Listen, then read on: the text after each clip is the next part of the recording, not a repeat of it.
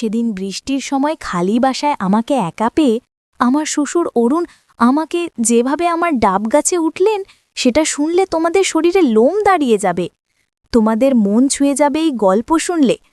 তাই গল্পটি শোনার আগে অবশ্যই তোমরা হাতের কাছে টিস্যু পেপার অথবা কাপড় নিয়ে রাখবে।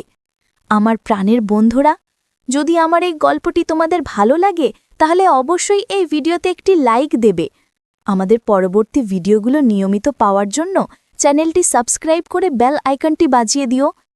আমার নাম অবনী, আমার বয়স ২১ বছর। আমার বিয়ে হয়েছে মাত্র ২ বছর হলো।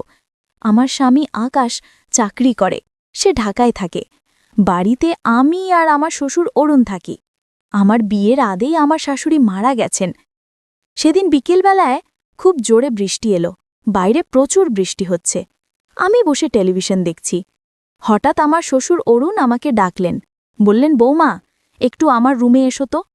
আমি তার রুমে গিয়ে বললাম, বাবা কি হয়েছে? তিনি বললেন, আমার পা ব্যথা করছে, আমার পায়ে একটু তেল মালিশ করে দাও। আমি বললাম, ঠিক আছে, আপনি একটু অপেক্ষা করুন, আমি তেলটা গরম করে নিয়ে আসি। এই বলে আমি রুম থেকে চলে গেলাম। বন্ধুরা, তোমাদের আর একটি কথা বলে নি, আমার বিয়ের আগে আমার স্বামী আকাশ কিন্তু আমাকে দেখতে যায়নি। আমার শ্বশুর অরুণ আমাদের দুঃসম্পর্কের আত্মীয় লাগে। হঠাৎ একদিন আমাদের বাড়িতে বেড়াতে এসেছিলেন।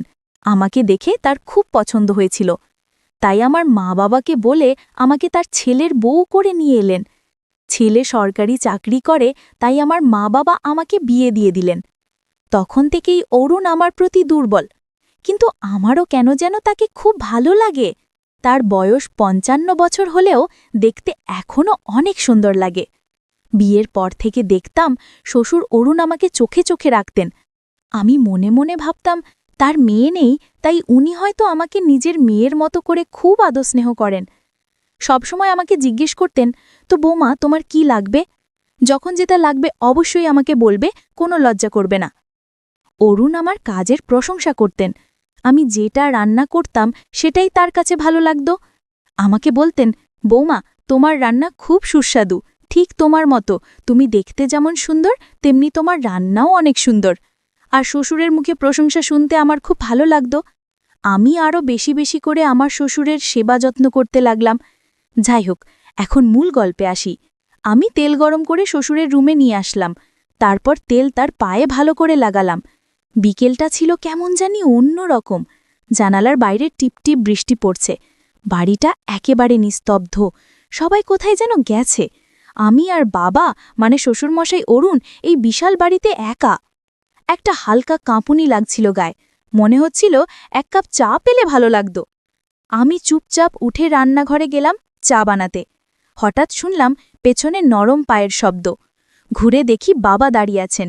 হেসে বললেন, তুমি তো একা একা, ভাবলাম একটু কথা বলি। আমি বললাম, চা বানাচ্ছি, আপনি বসুন, নিয়ে আসছি।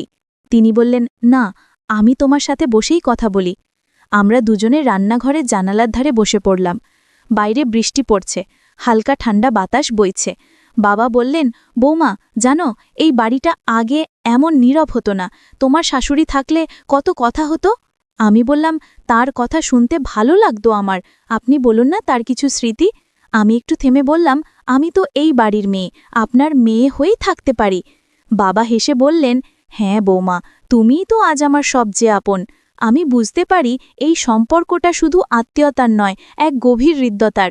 শ্বশুরমশাই অরুণ ধীরে ধীরে বললেন, তোমার শ্বশুর হোক কিংবা বাবা, একটা বন্ধুত্ব যদি গড়ে ওঠে তাহলে জীবনটা আরও সুন্দর হয়ে যায়। আমি মাথা নাড়লাম। সম্পর্ক তো যত্ন আর সম্মানেই গড়ে ওঠে। তখন আমি হাতটা একটু থামালাম। তিনি বললেন, তোমার হাতের স্পর্শে শুধু শরীর নয়, মন শান্তি পায়। আমি একটু হাসলাম। আপনি এমন বললে আমি আরও লজ্জা পাই বাবা। শ্বশুর হেসে বললেন, লজ্জার কিছু নেই, ভালোবাসা তো সম্পর্ককে আরও সুন্দর করে তোলে। বৃষ্টির শব্দ তখন আরও গভীর হয়ে উঠেছে। ঘর জুড়ে এক শান্ত পরিবেশ।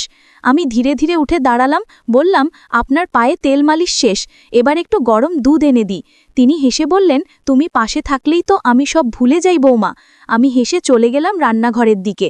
আমি রান্নাঘরে গিয়ে চুলায় দুধ বসালাম। জানালার কাছে বৃষ্টির ফোঁটা জমে আছে।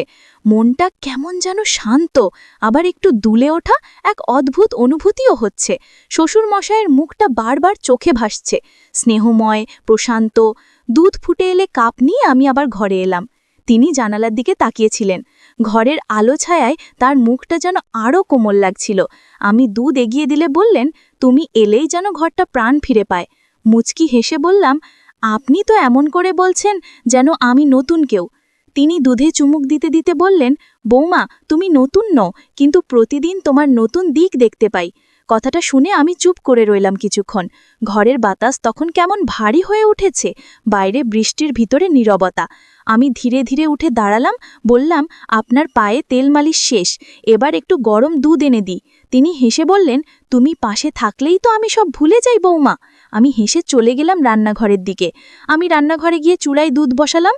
জানালার কাছে বৃষ্টির ফোঁটা জমে আছে, মনটা কেমন যেন শান্ত, আবার একটু দুলে ওঠা এক অদ্ভুত অনুভূতিও হচ্ছে। শ্বশুরমশায়ের মুখটা বারবার চোখে ভাসছে, স্নেহময়ে, প্রশান্ত। দুধ ফুটে এলে কাপ নিয়ে আমি আবার ঘরে এলাম। তিনি জানালার দিকে তাকিয়েছিলেন।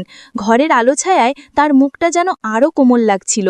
আমি দুধ এগিয়ে দিলে বললেন, তুমি এলেই যেন ঘরটা প্রাণ ফিরে পায়। মুচকি হেসে বললাম, আপনি তো এমন করে বলছেন যেন আমি নতুন কেউ।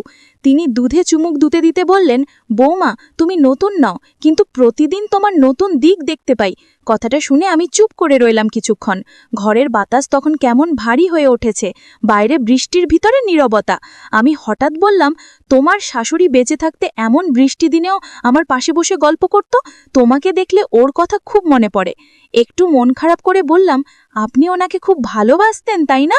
তিনি মাথা নাড়লেন, ভীষণ, কিন্তু জীবন তো থেমে থাকে না, সেই ভালোবাসা এখন শুধু স্মৃতি। তুমি সেই শূন্যতা কিছুটা হলেও পূরণ করো। আমি ধীরে ধীরে তার পাশে বসলাম, একটু নরম গলায় বললাম, বাবা, আমি যদি আপনার পাশে থাকতে পারি, আপনাকে একটু হলেও ভালো রাখতে পারি, সেটাই আমার বড় প্রাপ্তি। তিনি আমার দিকে তাকিয়ে একটুখানি হাসলেন।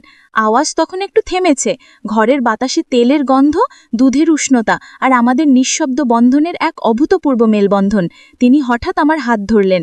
তুমি এমন করে পাশে থাকলে আমি বেঁচে থাকার নতুন মানে খুঁজে পাই। তখনও মিহি বৃষ্টি পড়ছে, সেই শব্দে এক ধরনের শান্তি আছে। আমি তেল নিয়ে ওনার পায়ে হালকা করে মালিশ করতে শুরু করলাম। শ্বশুরমশাই চোখ বন্ধ করে আরাম পাচ্ছিলেন, মুখে এক প্রশান্তির ছাপ। তিনি বললেন, তোমার ছোঁয়ায় যেন ব্যথাটাও কমে যাচ্ছে। আগেই কখনো কেউ এমন করে আমার যত্ন নেয়নি। আমি হেসে বললাম, আপনি তো বাবার মতোই, আপনার যত্ন নেওয়া তো আমার দায়িত্ব। তিনি হালকা হেসে বললেন, তোমার মধ্যে একটা আলাদা শান্তি আছে বৌমা। তোমার শাশুড়ির মতো ব্যবহার, সেটা সব সময় মন ছুঁয়ে যায়। আমি একটু লজ্জা পেলাম, চোখ নামিয়ে বললাম, আপনার কথায় উৎসাহ পাই বাবা। বৃষ্টি তখন একটু বেড়েছে, জানালায় বৃষ্টির টুকটাক শব্দ যেন আমাদের নিঃশব্দ কথোপকথনের পটভূমি তৈরি করছে। উনি হঠাৎ বললেন, জানো, বৃদ্ধ বয়সে অনেক কিছুই একা লাগে, তবে তুমি পাশে থাকলে সেই একাকিত্ব কমে যায়। এরপর আমরা দুজন দুজনের মাঝে হারিয়ে গেলাম আমাদের মিলনে, যেন স্বর্গীয় সুখ নেমে এলো। আজ আমার সমস্ত দেহ, মন, প্রাণ সব সঁপে দিলাম তার চরণে। আর আমার শ্বশুর অরুণ আমাকে জড়িয়ে ধরে বললেন, তুমি কেন আরও আগে আমার কাছে এলে না? এরপর আমরা মাঝে মাঝেই একসাথে এইভাবে সময় কাটাতাম, যা খুশি তাই করতাম। আজ এখানেই শেষ, অন্যদিন আবার নতুন গল্প নিয়ে আসব। পারলে এই ভিডিওটি শেয়ার করে দিও। কোনো মন্তব্য বা অনুরোধ থাকলে কমেন্টস করে জানাবে। সবাইকে ধন্যবাদ।